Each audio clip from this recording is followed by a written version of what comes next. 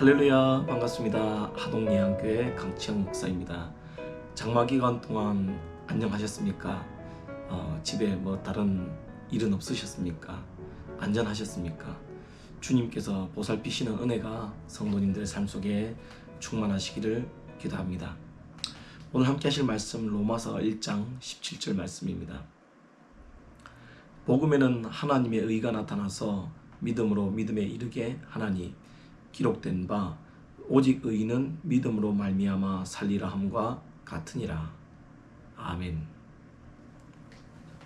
예전에 어렸을 때 공상과학 포스터 그리기라는 게 있었지 않습니까? 물론 제 시대의 말입니다. 성도님들 시대에도 있었을지 모르겠습니다. 그때 어렸을 때 한참 그림을 그립니다. 어떤 그림을 그리냐면 조그마한 모니터를 사이에 두고 상대편과 내가 대화하는 그림을 그렸던 적이 있습니다. 그게 벌써 30년 전 일이죠. 그 이전 일입니다. 그리고 전기로 차가 가는 그림이라든지 아니면은 공중을 떠다니는 자동차의 그림, 참 여러 가지 이제 상상 속의 그림들을 그렸던 적이 있습니다. 그런데 어느 순간 보니 문명이 발달하고 지식이 쌓이고 산업이 발달하여서 조그마한 휴대폰을 가지고 저기 다른 나라에 있는 내가 사랑하는 사람과 내가 알고 지내던 사람과 통화를 할 수 있는 시대가 열렸습니다. 또 이제는 드론으로 자동차를 타고 갈 수 있는, 자동차처럼 탈 수 있는 시대가 이제 곧 앞으로 다가오지요. 전기차가 생기던 초창기에는 전기차를 잘 받아들이기 어려워서 사람들이 사야 되나 말아야 되나, 이게 좋은가 안 좋은가, 이게 과연 연료가 돈이 덜 들어갈까 더 들어갈까 막 고민들이 있었단 말이에요. 그런데 어느 순간 전기차를 타본 사람들이 이제 이야기하는 거죠. 야, 그거 타보니까 조용하더라. 가는지도 모르겠더라. 브레이크 잘 밟히더라. 물론 마음에 안 드는 사람도 있었겠죠. 그렇게 소문이 났을 거 아닙니까? 그리고서 누군가가 그 차를 타보게 됩니다. 그리고서 이야기하죠. 야, 정말 네가 말했던 것처럼 전기차가 그런 성능이 있네. 당신이 말했던 것처럼 드론이 그런 성능이 있네? 라고 확인을 하게 되죠. 확인을 거치고 나면 신뢰가 쌓입니다. 야, 이거 그 사람이 말했던 것처럼 이런 기능도 있고 저런 기능도 있고, 야, 이번에 나온 휴대폰은 내가 예전에 쓰던 것보다 이런 부분이 더 좋고 저런 부분이 더 좋고, 그런 자기 안에 이제 신뢰가 생겨나게 됩니다. 예수 그리스도에 대해서 수많은 사람들이 듣습니다. 그분을 만나면 삶 속에서 마음이 평안해질 거야. 그분을 만나면 네가 죄에서 해방될 거야. 그분을 만나면 너의 병이 치료될 거야. 그분을 만나면 내 자녀에게 있는 고통들이 해결될 거야. 라고 수없이 많은 사람들이 이야기를 듣습니다. 그런데 긴가민가 하죠. 그 복음이 진짜 능력이 있는가? 아니, 예수님을 믿기만 하면 그 문제가 해결이 된다는데, 예수 그리스도를 믿기만 하면 마음이 평안해진다는데 안 믿어지는 거예요. 그러다가 예수 그리스도의 복음을 듣고 그 복음을 경험하게 되면 예수님이 이런 분이셨구나 라고 믿어지게 되겠죠. 초창기 예수님께서 사역하시던 시기에 수많은 사람들이 막 기적을 체험하러 몰려들지 않습니까? 그때 그들이 역시 소문을 들었습니다. 예수께로 가면 이 귀신 들린 내 사랑하는 누군가가 낫겠다. 이 질병이 치료되겠다. 앞을 보지 못하던 내 눈이 열리겠다. 귀가 들릴 수 있겠다. 중풍병자인 내 친구가 일어설 수 있겠다. 라는 그 희망을 가지고서 예수께 앞에 나옵니다. 예수께 앞에 나와서 주님께 맡기니 주님께서 하나같이 다 치료해 주시지요. 그렇게 치료하시는 주님, 치료된 내 지인들, 내가 치료되고 내 딸이 치료되고 내 문제가 해결되고 내 마음의 근심이 사라지고 내 죄의 문제가 해결되는 것을 경험하고 나니 성도들의 마음속에, 그 사람들의 마음속에 무엇이 자라나게 됩니까? 믿음이 자라나게 되는 거예요. 믿음이 자라나면서 예수를 믿고 그분의 가르침을 쫓아서 살아갈 수 있는 성도의 삶을 살아가게 되더라는 것이죠. 오늘 본문은 그걸 이야기해 주고 있는 거예요. 복음에는 하나님의 의가 나타나서 믿음으로 믿음에 이르게 한다. 예수 그리스도의 복음을 들으면, 예수 그리스도의 복음이 들려지는 그 현장에 가서 그 현장에서 그 음성을 들으면, 하나님의 말씀을 들으면, 예수가 그리스도라는 사실을 듣게 되면, 예수가 나의 죄를 해결해 주실 수 있는 메시아라는 사실을 듣게 되면, 그때 하나님의 의, 하나님의 계획이 그들에게 보여지고 하나님의 능력이 그들에게 임하여서 그들이 믿음이 없었는데도 불구하고 그들 안에 하나님의 능력과 하나님의 일하시는 성령의 도우심으로 인하여서 그들이 믿음이 없었는데 믿음이 생겨나게 되더라는 겁니다. 예를 들어보면 사도행전에서 사도 베드로가 고넬료의 집에 가게 되죠. 고넬료의 집에 가서 예수가 그리스도이심을 말합니다.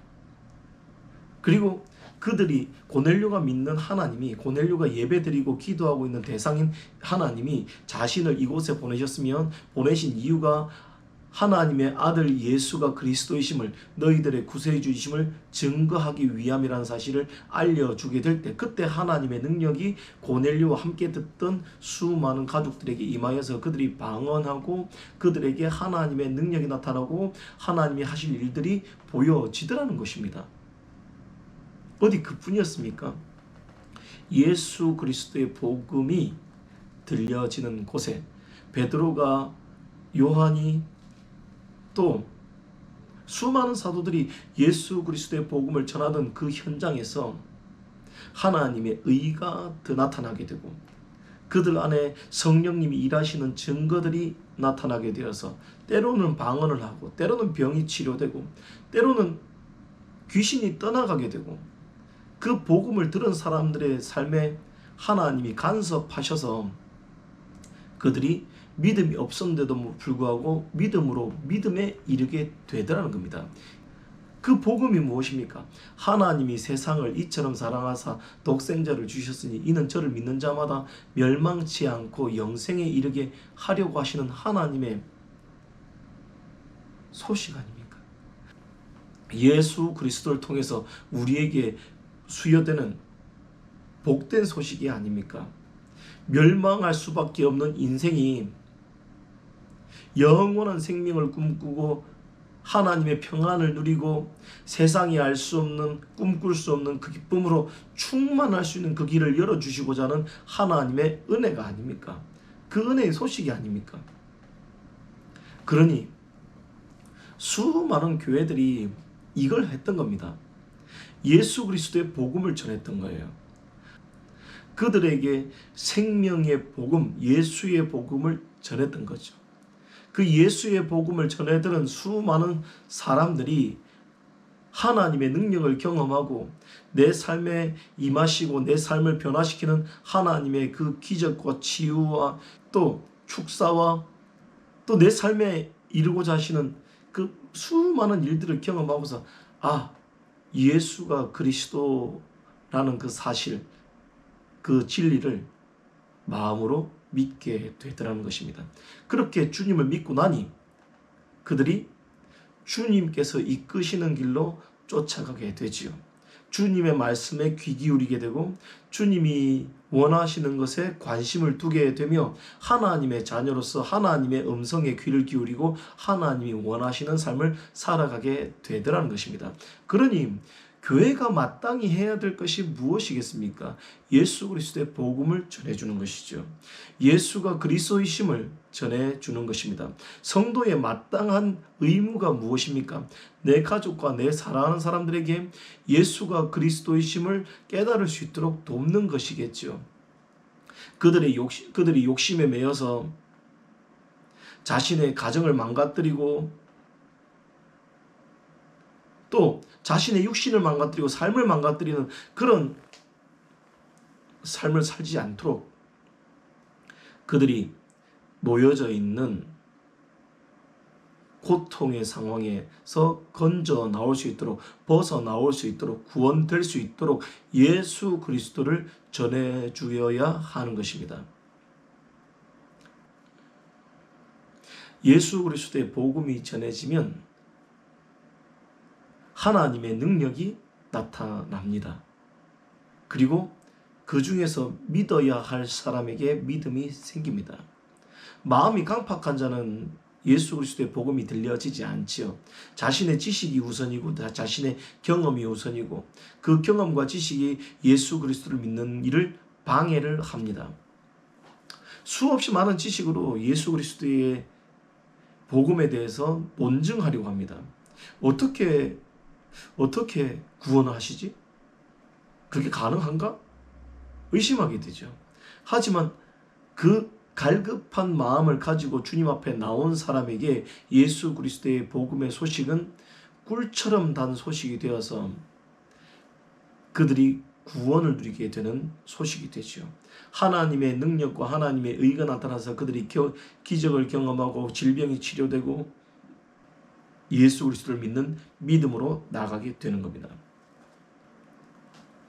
믿음은 화려한 언변에 있지 않습니다. 믿음은 하나님의 능력이 믿어지게 하는 겁니다. 우리가 믿음을 갖고 싶다 하여서 믿음이 가져진 게 아니라 이 말입니다. 하나님께서 믿음을 가질 수 있도록 도와주셨기 때문입니다. 우리가 복음이 들려지는 곳에 있었는데 어떤 날은 그 복음이 들려지지 않고 어떤 날은 들려지게 되는 경우가 있었겠지요.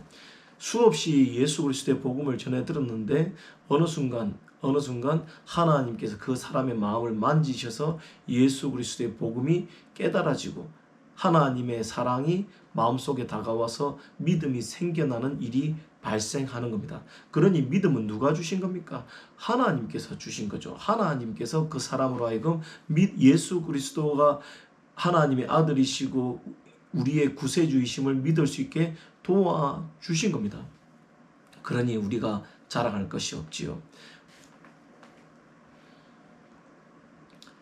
그렇다면 성도가 할 수 있는 일은 무엇입니까? 예수 그리스도의 복음을 들려주는 것이죠. 예수가 그리스도이심을 들려줘야 하는 겁니다. 그리고 하나님이 당신을 사랑하고 계시고 기다리고 계시다는 사실을 들려줘야 하는 것이죠.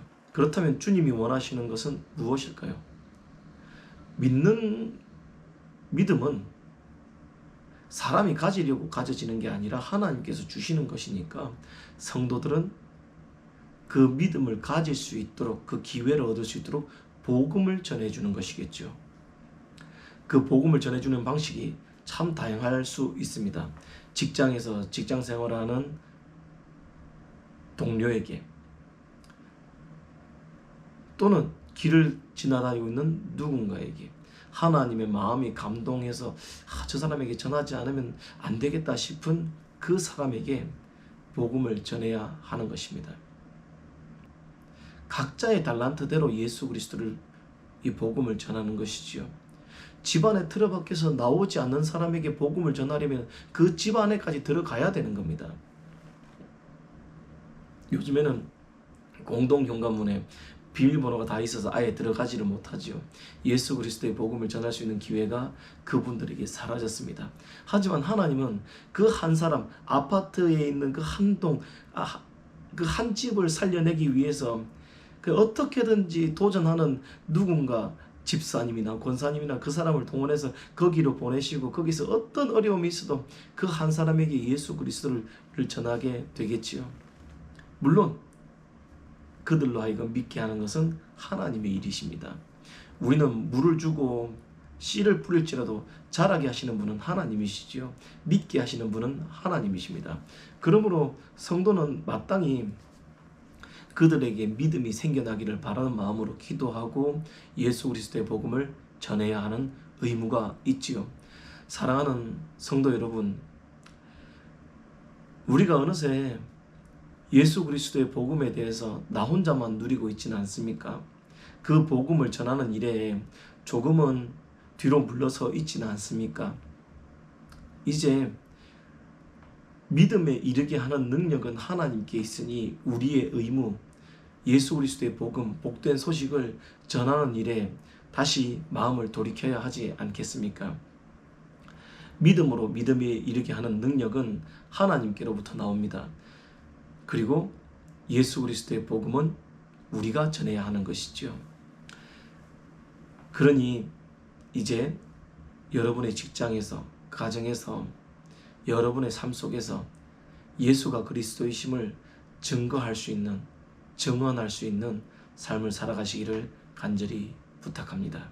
기도하겠습니다. 하나님, 예수가 그리스도이십니다. 예수가 나의 주님이시고 그분으로 인하여 내가 하나님의 자녀가 되었고 죄에서 멀어지며 이 행복을 누리고 이 평안을 누리며 살아갑니다. 하나님의 음성을 들을 수 있게 된 기회도 예수 그리스도를 믿음으로 시작되었습니다.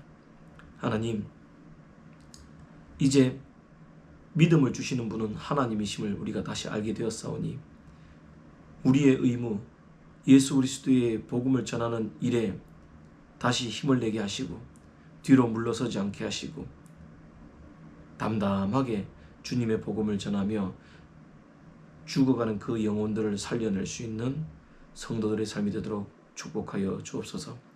장마 기간에 어려움 당하지 않게 하시고 또 갑작스러운 일들로 인하여서 마음이 주저앉지 않게 하여 주셔서 저들이 다시 주님의 손 붙잡고 승리하며 주 예수 그리스도의 복음을 전하는 복음의 일꾼 되게 하여 주시옵소서.